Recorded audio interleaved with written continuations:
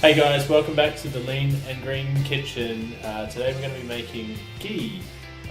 So let's take a look at the ingredients first. Firstly, you'll need butter, actually only butter, and it's a good idea to pick something that is organic and grass-fed. So this is the brand that I use, Ghee Valley.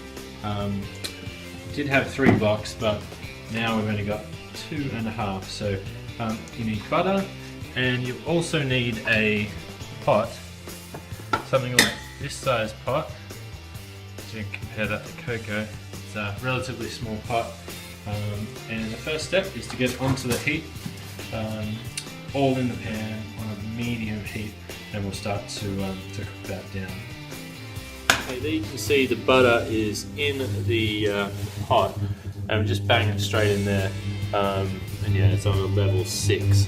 So that'll take a few minutes to come down, and in the meantime, oh, there goes cocoa again, for those playing at home. So ghee is basically clarified butter. So what we're doing here is cooking out the butter to separate the solids from the fat. So if you're trying to cut down on your dairy or not eating dairy at all, this is a good way to do it. And you can still enjoy the flavour of ghee and the flavour of butter. So I know that a lot of us get sick of coconut and everything. Well, this is a good substitute.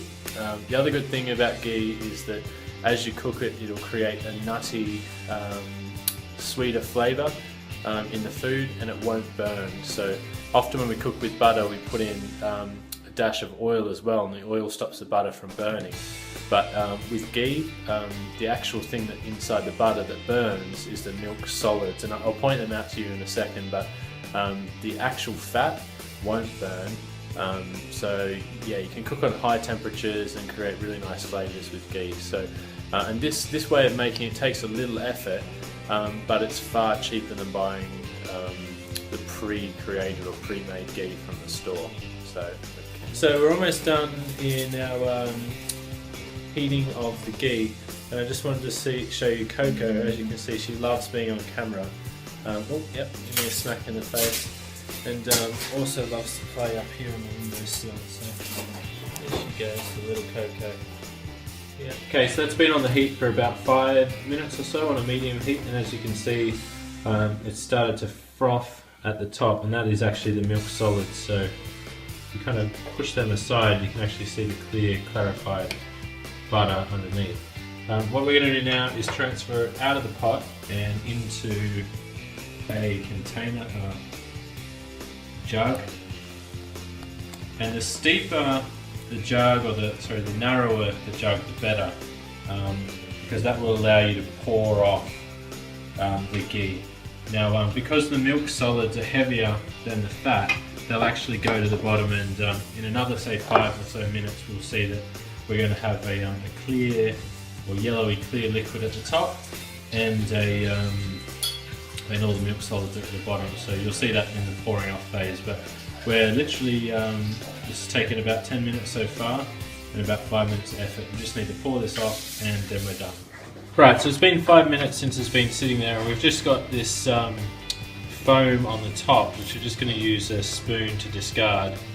It's a little bit of a pain, but as you can see, just take your spoon, scoop across the foam like so,